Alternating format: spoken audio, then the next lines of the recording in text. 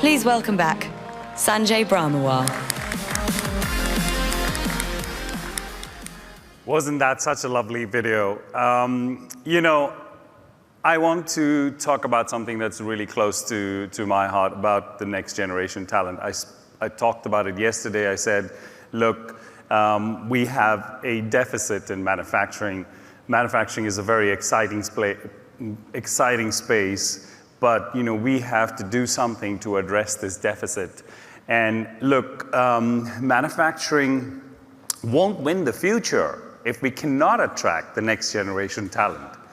And I think, you know, together we have a responsibility. You as leading manufacturers and we as technology providers in the space of manufacturing, we have a role, you know. Our role is very simple. It is to make this industry the most exciting, the most attractive, the one that offers, you know, career acceleration. That is our job, you know. That is the way we can bring this new talent into the exciting space of manufacturing that I definitely feel very passionate about. And I know that you feel very passionate about too. So it is our job, and I thought it'd be great to share an amazing example with you.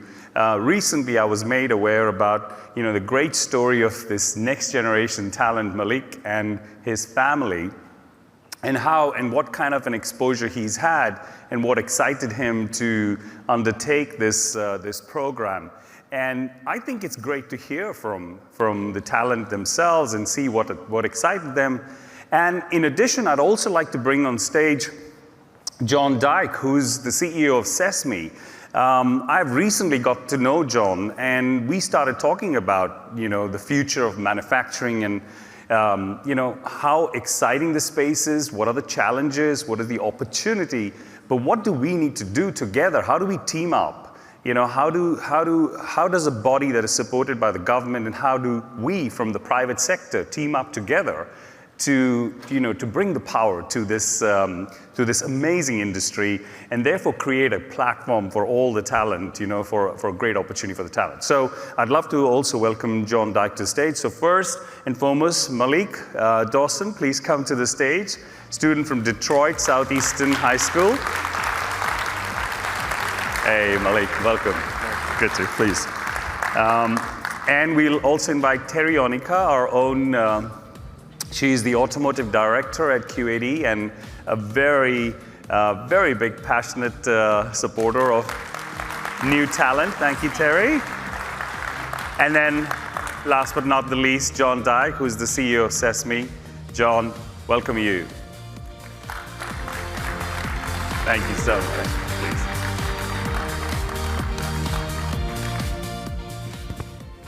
Awesome. Well, thank you all three of you for, I'm going to just turn my chair a little bit so I can see you. Great, great. All right. Well, you know, why don't we start? I think it'd be good for the audience to hear a little bit, Terry, about, you know, the FAST program, Southeastern High School, and, you know, how you got involved and maybe just a little bit of context for everybody. Okay, yes. So again, FAST stands for Future Advantage Supply Chain Training. How I got involved is Lori Sisk, who's a professor at Wayne State University, attended a session just like you're at today. And there was people up on the stage talking about how they were getting into the high schools to excite students into the field of manufacturing and supply chain. So she came back and gathered about 5 or 6 of us and said, let's go start a program. And so what the program is about, they start in their 11th grade year of high school. We give them an internship in the summer, and then they finish up in their senior year. They come an hour and a half after school every Wednesday, and you know, supply chain and manufacturing has so many aspects that we never are at loss for a topic. And then once they graduate from the program, then they can go on and get a job after they graduate from high school, or like Malik stated in the video, he'd like to further his education in supply chain at Wayne State University.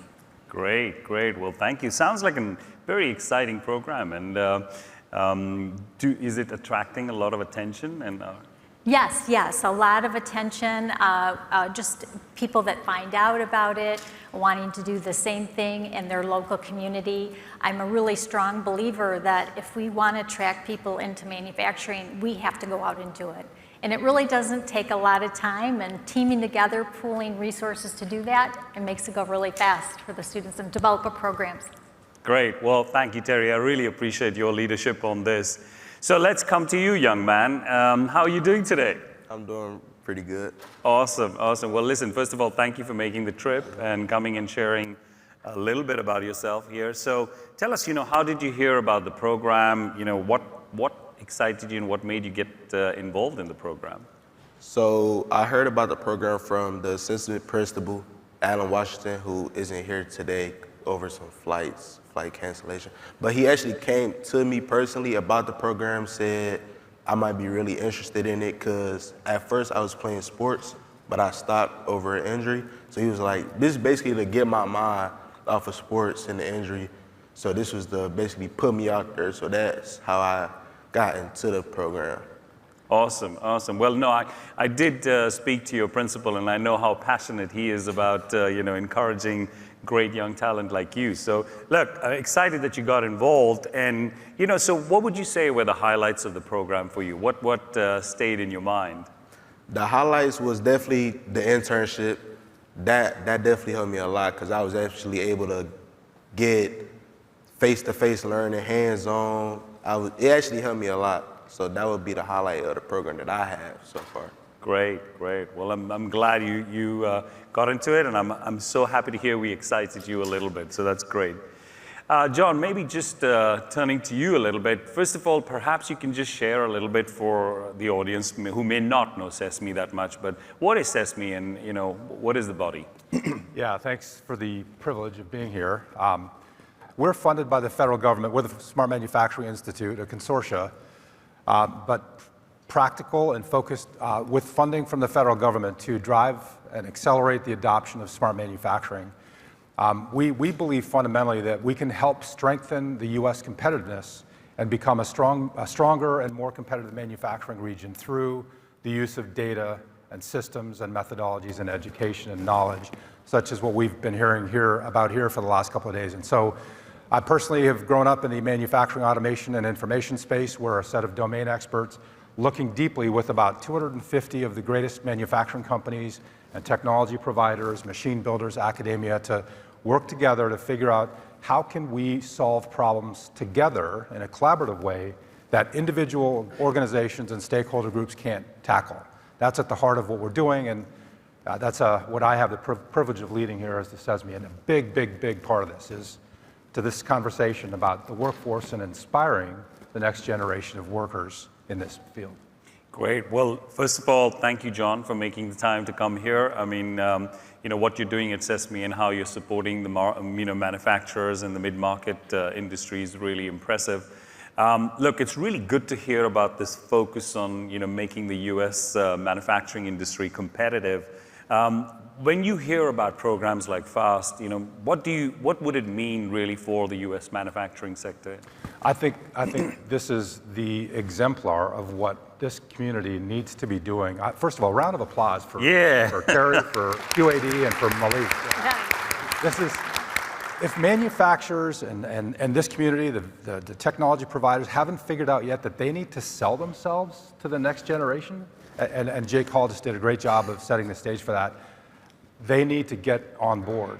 How do we inspire them? It's by kind of convincing Malik's mom, who's here, and her brother, that manufacturing is not dirty, dumb, dull, dangerous, dark, whatever that was, right? My mom and dad were proud to send me into the manufacturing world. Most moms and dads today aren't. And so I think a big part of this is this community getting into the manufacturing education ecosystem to sell their world, to sell their passion, inspire folks to join this space. We've assumed for 30 years, for decades, that we just advertise and they will come. Well, that day is over, and we've got to figure out how to inspire these people, and this is a fantastic example, the best example I've seen of how to do that. Great. Well, I mean, those are awesome words. You know, we have to inspire, and we have a job to do here. So, Terry, let me come to you. You know, you've worked with students both at high school and at university level. You've done that for many years. You know, in your experience, you know, can you tell us a little bit about the benefit and the successes that you've seen from this program? Yes, I think what's really important, again, all of us need to get out there and share our passion for supply chain and manufacturing. And I see both at the college level and also at the high school level a couple of things. One, just taking that step to be somebody's mentor. It doesn't really take that much time, and them just being able to touch base with you and understand it and connect them into your network is great.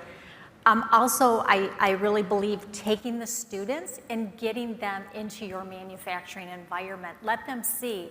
I see it time and time again, you know, what is this? They get to a manufacturer, they went to see Global, which is a red zone customer, and their eyes just light up. They get to see that. So they need to be in it. So encourage your students, local students, to come in if it's just for half a day for a tour. You know, if you can do more, an internship is great. You saw Malik in the video. Malik was very quiet at the beginning of the program, and you could see the excitement when he was presenting there. He excelled when he presented, and I always like to say I had a little tear in my eye like a mother watching him, just what it did to inspire him and the other students that were in the program. So really doing that, and if you have the time, it doesn't take a lot. Get a group of people like we did. Just get the expertise and say, how can we just train the next generation, whether it's a high school or a university?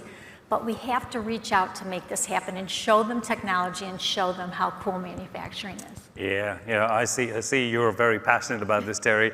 But, you know, look, I think, you know, just young talent like Malik, you know, I have two boys, they're 19 and 16, and they've grown up with iPhones and iPads, and, you know, that is the way they interact, that's the way they work, that's the way they learn.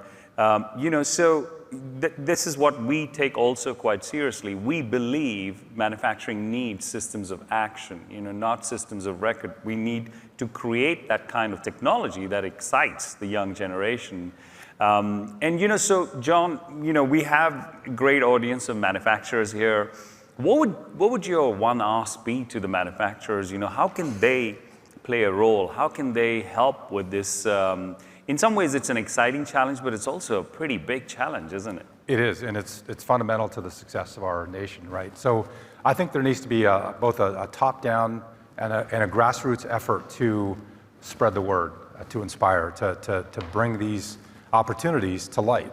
I had the privilege this summer, we have this thing at SESME called the Smart Manufacturing Executive Council, 35 great manufacturing executives focused on how to strengthen the U.S. manufacturing competitiveness through smart manufacturing. And we had the privilege to lead about 8 of them to Capitol Hill for a congressional briefing on this topic, to influence federal policymakers on how important manufacturing is, and specifically talking about the workforce of the future, and in addition to that, providing tax benefits and incentives for smart manufacturing and so on and so forth. But so that's one thing. But as I mentioned just a few moments ago, my challenge to everyone here is you have a role, you have an opportunity to inspire the community around you, around manufacturing, whether it's at the dinner table, whether it's at your local high school, whether it's in the community more broadly. Every one of us ought to take this on as a personal challenge. What can I do in my sphere of influence to shine the spotlight on this really, really important thing from a personal perspective, from a community perspective, from a national security perspective? So, great. Well, thank you for that, John. So Malik, no pressure on you, but you know you're representing this great young talent pool. So you know, what would you say to any kind of like fellow student or somebody who might be considering a future in manufacturing? What would you say to the person? I would definitely say to put yourself out there completely. Like if you're gonna do it, put 100% effort into it, because you actually might like it. Like you might actually find that it's fun, interesting. So if you're gonna plan on going into manufacturing, supply chain, definitely go into it open-minded. Like try to learn everything that you can, because it can really help you in the long run. I like that. Put yourself into it, right? I mean, I think those words are really important. Was there anything about manufacturing and supply chain that surprised you? Is there something, that you didn't expect? And, was there anything that came out? Definitely how many parts it goes into like making like small things, like even like a roll of tissue. Like it's a lot of suppliers. Yeah. Like it's a lot of steps that go into making a lot of small things. Yeah. So that really surprised me. I know, if only these manufacturers would make things simple, right? Oh, you're spot on. Well, listen, I mean, I think that's very, very exciting to hear. I'm going to wish you lots of success in whatever path and whatever journey you choose. But, manufacturing was great that you got exposed to manufacturing. But everybody here, I think none of these things are possible without, the support that one gets from their family and family who stand behind here. And so I just want to recognize Malik's mom, Rochelle, who's here, and his brother, Dorian, who's also here. Would you please stand up? Let's give them a round of applause.